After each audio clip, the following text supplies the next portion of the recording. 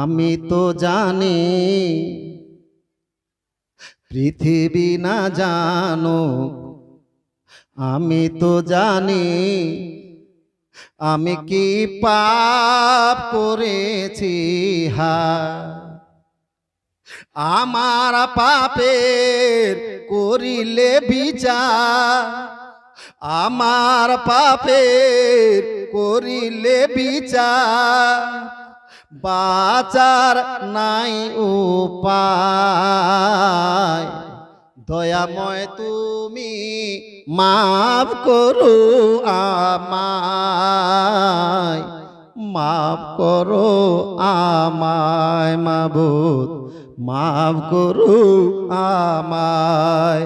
পৃথিবী না জানুক আমি তো জানি, পৃথিবী না জানুক আমি তো জানি আমি কি পাপ করেছি।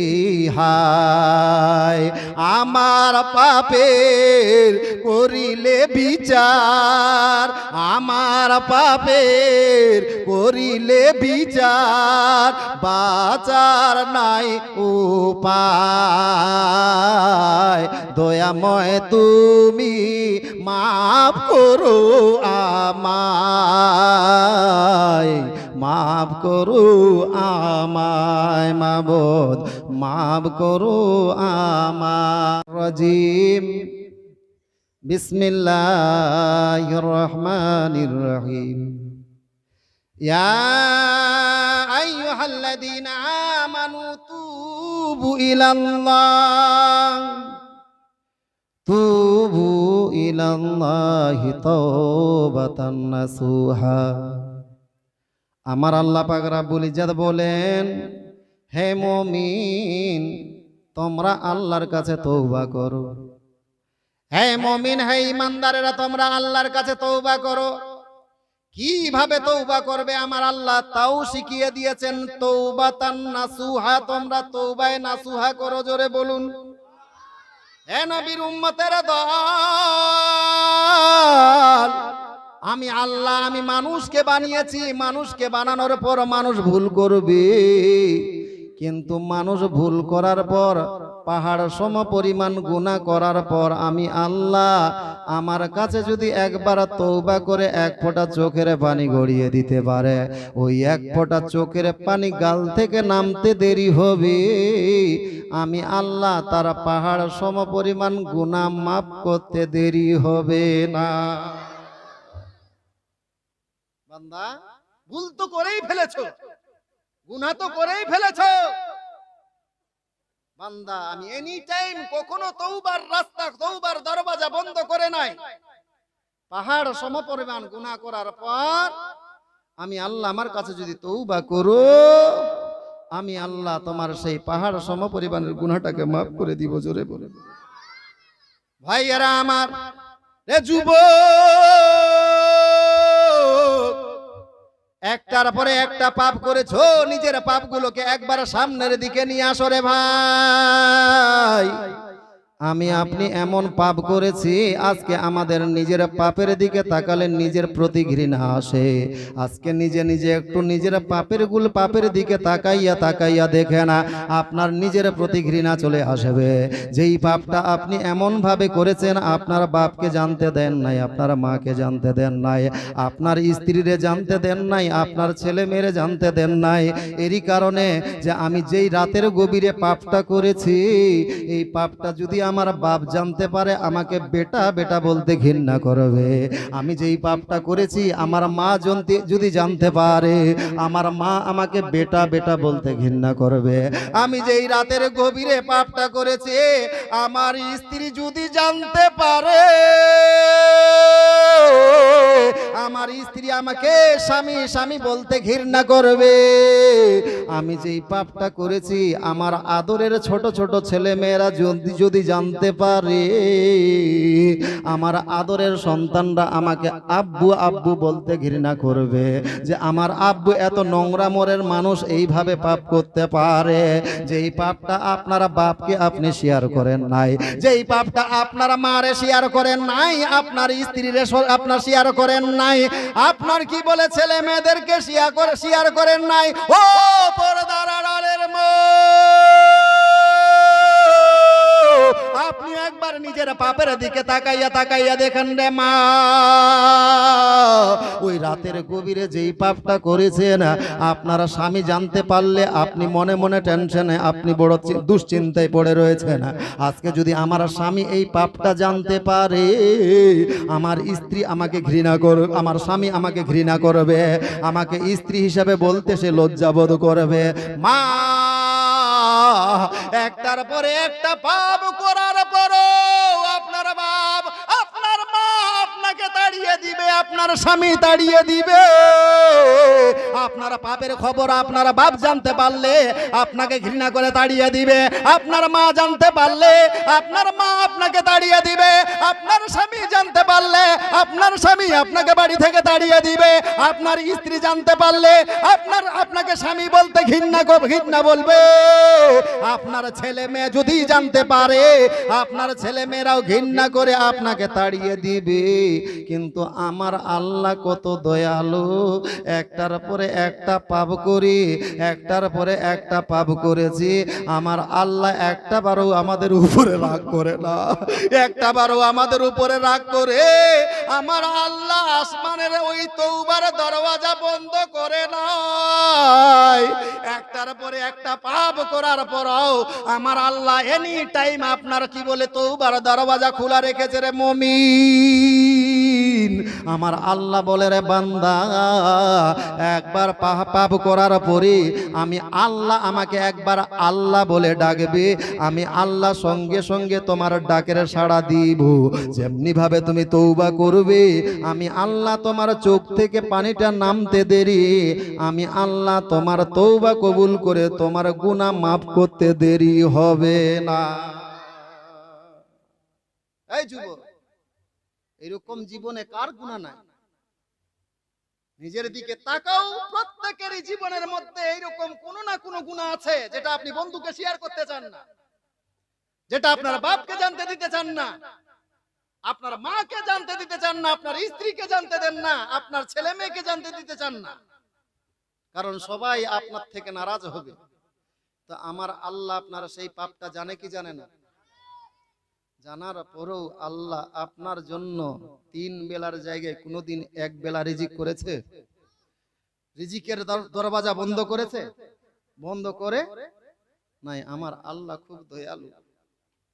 আমার আল্লাহ নিজের বান্দাকে এত ভালোবাসে, এত ভালোবাসে, ৭০টা মায়ের ভালোবাসা যদি একদিকে করা হয়, আমার আল্লাহর ভালোবাসা যদি একদিকে করা হয়, আমার আল্লাহর ভালোবাসাটাই ভারী হয়ে যাবে। জোরে বলুন।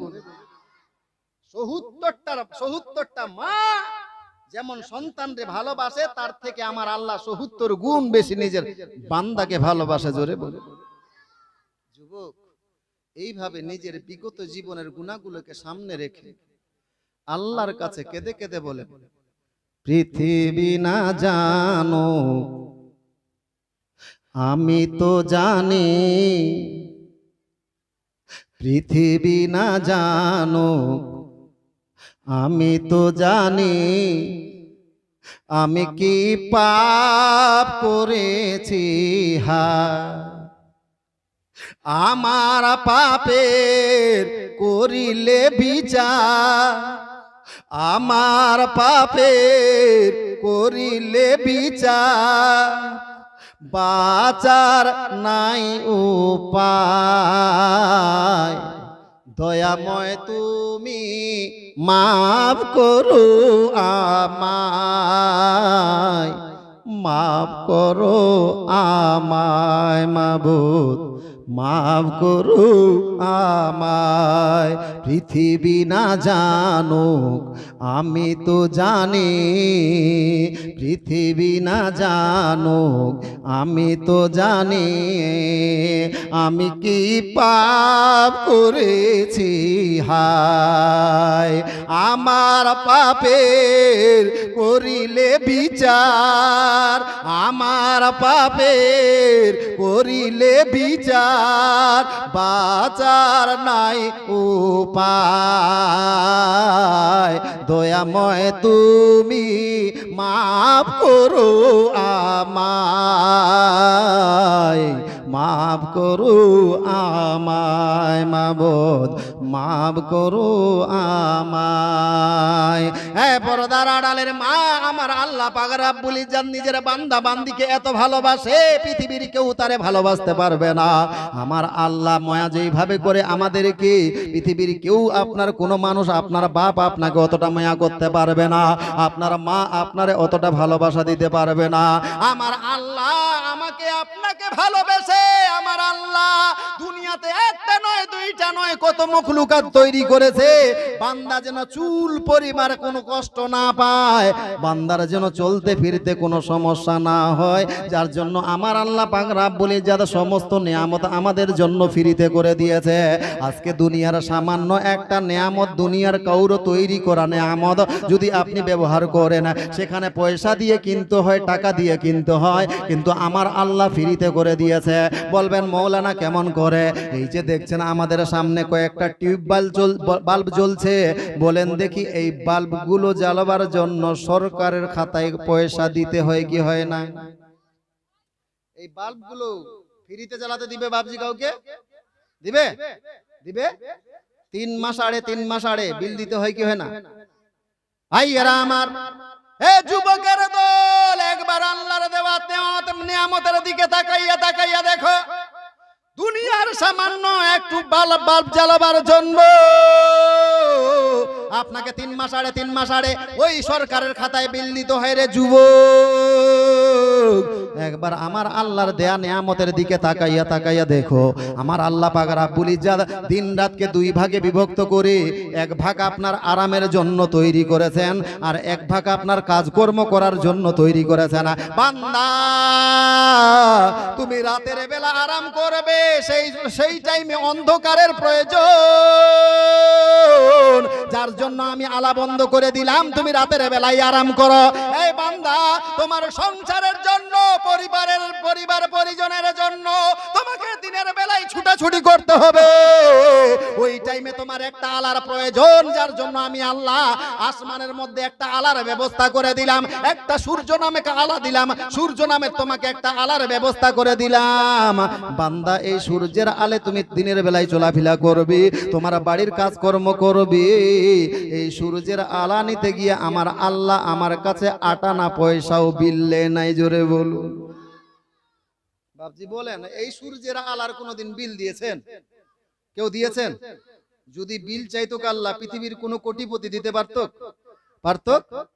শুধু তাই নয়, আপনাদের এলাকায় কি আবাদ হয়? ধান না গম? কি চাষবাস করেন? ভুট্টা। ভুট্টাতে অনেক সময় মেশিন থেকে পানি ছিঁচে জমিতে পানি দিতে হয় না, দেয় না আপনাদের দিকে? মেশিনওয়ালা কত করে বিঘা নেয়? বিঘা না ঘন্টা হিসাবে? ঘন্টা কত? 300 টাকা না 200 টাকা? 200 টাকা ঘন্টা। আমার আল্লাহর উপরে কুরবান জান রে মুমিন, সামান্য একটা 20,000 টাকার মেশিনের মালিক হওয়ার কারণে আপনাকে ফ্রিতে পানি দেয় না, কথা ঠিক না ভুল? মাত্র 20 থেকে 25,000 টাকার একটা মেশিনের মাল আপনার মালিক হওয়ার জন্য একটা পাইপ বিছিয়ে আপনার জমিতে পানি দিবে, সেখানে আপনাকে ফ্রিতে আপনাকে 1 ফোঁটাও পানি দিবে না। আমার আল্লাহ কত দয়ালু, ডাইরেক্ট আপনার জমিতে পানি বর্ষণ করে, যখন যেমন পানির প্রয়োজন আমার আল্লাহ কোনোদিন আপনার কাছে আটা নাও বিল চায় নাই। ছোড়ে বলুন, ডাইরেক্ট জমিতে পানি বর্ষণ করেছে, কোনোদিন আমার কাছে পয়সা চায় নাই। শুধু তাই নয়, হে নবীর উম্মতের দল, আমার আল্লাহর দেয়া নিয়ামতের দিকে তাকাইয়া দেখো, আমার আল্লাহ পাক রব্বুল ইজ্জত মানুষকে বসবাস করার জন্য জমিন ছেড়ে দিয়েছে, এই জমিনে বসবাস করার জন্য আমাদের কাছে কোনোদিন ট্যাক্সের পয়সা লেয় নাই, জোরে বলুন। নিয়েছে নাকি? কিন্তু সরকারের সামান্য একটা রাস্তা করে দিবে, সেই রাস্তায় চলার জন্য আমাদের ট্যাক্স কাটে কি কাটে না?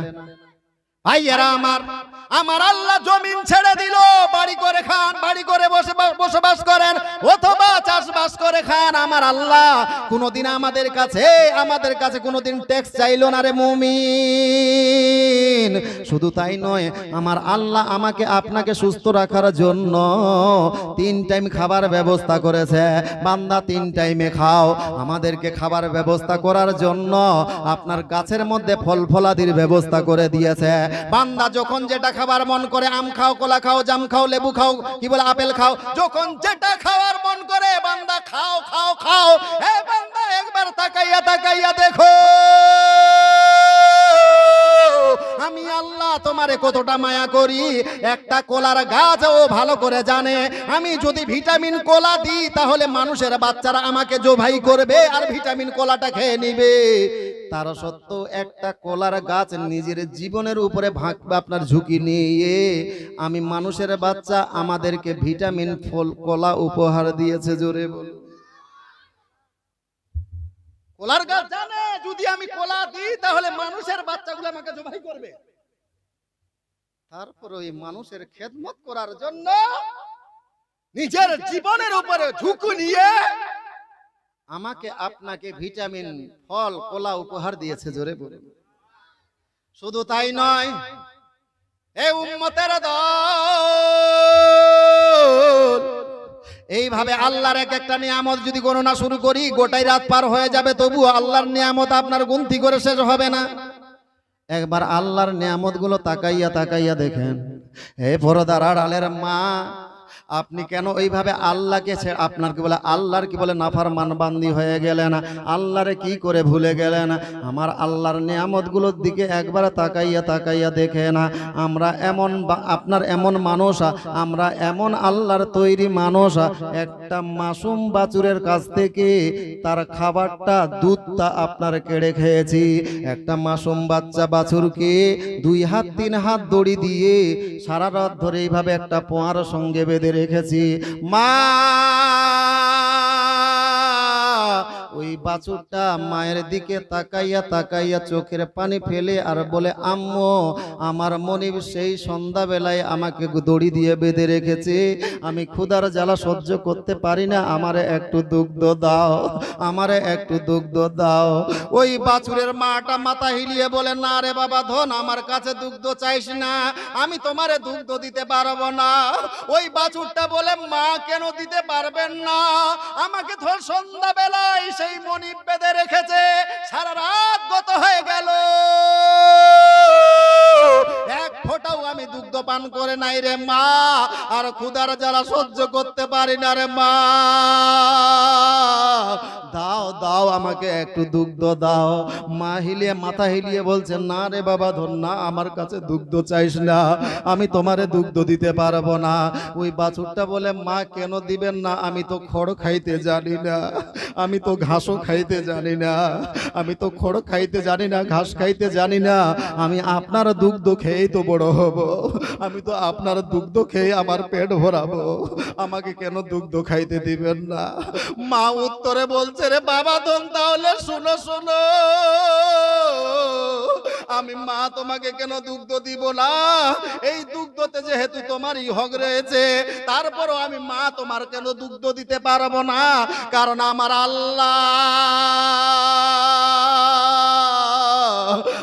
আল্লাহ আমাদেরকে মানুষের বাচ্চাদের খেদমতের জন্য তৈরি করেছে, আদমের সন্তানের খেদমতের জন্য তৈরি করেছে। যতক্ষণ পর্যন্ত ওই মানুষের বাচ্চাগুলো আদমের সন্তানেরা আমার দুগ্ধটাকে দহন করে তাদের পেটে না দিয়েছে, আমি মা আমার দুগ্ধের জন্য যদি তুমি কান্না করে মারা যাও রে বাবা, আমি মা তোমাকে এক ফোঁটা দুগ্ধ দিতে পারবো না।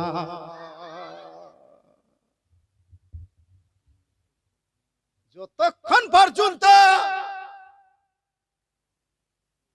মানুষের বাচ্চারা আমার দুগ্ধটাকে দহন করে তাদের পেটে না দিয়েছে, আমি মা তোমাকে এক ফোঁটাও দুগ্ধ দিতে পারবো?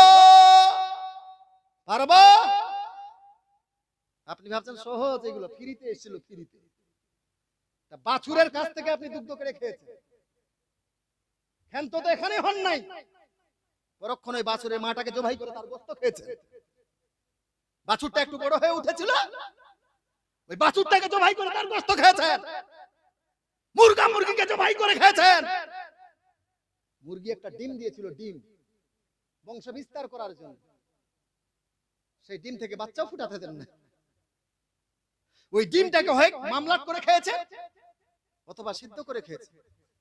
আপনি কি ভাবছেন এগুলো ফ্রিতে দিয়েছিলেন? আমার আল্লাহ ফ্রিতে বান্দা খাও খাও খাও খাও, নামাজ লাগবে না, রোজা লাগবে না, বন্দেগী লাগবে না, কিছুই লাগবে না, খাও খাও খাও, এমনিতে দিয়েছি আমি আল্লাহ।